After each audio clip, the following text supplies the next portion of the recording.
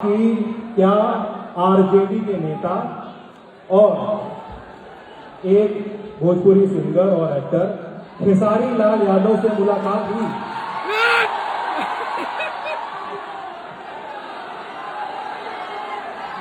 इधर भी नहीं हुई और शायद मुझे ऐसा लगता है कि इस जीवन में नहीं हो मुलाकात वही।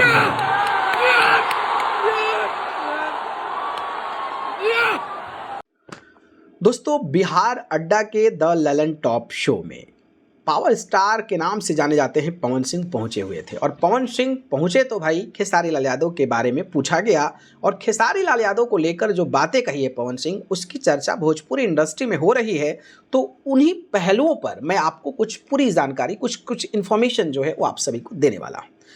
तो पवन सिंह से जब पूछा गया है कि क्या चुनाव के बाद आरजेडी नेता और भोजपुरी कलाकार खेसारी लाल यादव से मुलाकात हुई, तो उन्होंने कहा कि भगवान करे कि इस जन्म में उनसे मुलाकात ना ही हो तो बेहतर होगा। कुछ इस तरीके से जो है उन्होंने इस सवाल का जवाब जो है वो कहीं ना कहीं दिया है। अब रही बात कि भाई इस बयान के बाद भोजपुरी कलाकार अलग अलग तरीके की बातें कर रहे हैं, अलग अलग तरीके की चर्चाएं कर रहे हैं और इसको लेकर भोजपुरी इंडस्ट्री में कहीं ना कहीं गहमा गहमी जो है वो नज़र। वहीं जो है इस बात के अब कई सारे मायने निकाले जाने लगे हैं। मायने ये निकाले जा रहे हैं कि जब जो है पवन सिंह को ज़रूरत थी खेसारी लाल यादव की, तो खेसारी लाल यादव को बुलाया। और वो बात काराकट लोकसभा चुनाव की हो रही है। और जब पवन सिंह चुनाव लड़ रहे थे तो खेसारी लाल यादव बाकायदा चिलचिलाती धूप में पवन सिंह के लिए प्रचार प्रसार किया, हेलीकॉप्टर से यात्रा किया और उस समय इस जोड़ी की काफ़ी ज़्यादा चर्चा हुई थी। तो पवन सिंह को जरूरत पड़ी तो खेसारी लाल यादव ने हाथ बढ़ाया और खेसारी लाल यादव जो हैं वो पवन सिंह का साथ दिए और चुनाव जिताने के लिए उन्होंने मेहनत की। हालांकि नतीजा जो है पवन सिंह के पक्ष में नहीं रहा। अब जब खेसारी लाल यादव चुनाव लड़े तो आरजेडी के टिकट पर लड़े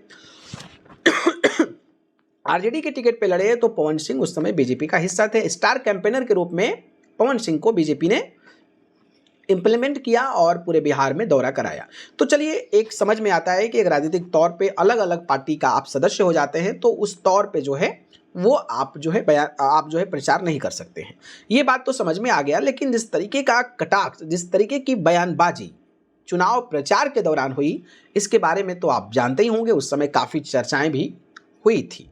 तो ऐसा कहना पवन सिंह का है कि इस जन्म में ना मिले, तो मुझे लगता है कि भाई इसी जन्म में तो जब खेसारी लाल यादव की रिक्वायरमेंट थी, ज़रूरत थी, तो वो आपके लिए प्रचार प्रसार करने के लिए गए थे। तो इस तरीके की बयानबाजी जो है वो कहीं ना कहीं दिखाती है कि ये बयानबाजी बिल्कुल जो है वो कहीं ना कहीं गलत है। और खेसारी लाल यादव को वैसे भी क्या ज़रूरत है इनसे मिलने की? मतलब खेसारी लाल यादव के कंपटीटर ही हैं। खेसारी लाल यादव कई सारे मायनों में आगे हैं, कई सारे मायनों क्या, हर मायने में आगे हैं। चाहे हम सोशल मीडिया की फैन फॉलोइंग की बात कर लें, इंस्टाग्राम, ट्विटर, फेसबुक, यूट्यूब की बात कर लें, जिस तरीके से यूट्यूब म्यूजिक चार्ट्स में दबदबा खेसारी लाल यादव बनाते हैं, जिस तरीके से फिल्मों में वो बड़ा रिकॉर्ड स्थापित करते हैं और जिस तरीके से उनका फ़ैन फॉलोइंग है, उसमें तो कोई तुलना करने वाली बात ही नहीं है। दोनों की अलग अलग फ़ैन फॉलोइंग है, लेकिन हम ये नहीं कह सकते कि किसी की ज़्यादा है। हो सकता है कि खेसारी लाल यादव की ज़्यादा हो सकता है कि कई जगहों पर पवन सिंह को बुलाया जा रहा हो तो वहाँ पर क्राउड जो है नज़र आता है।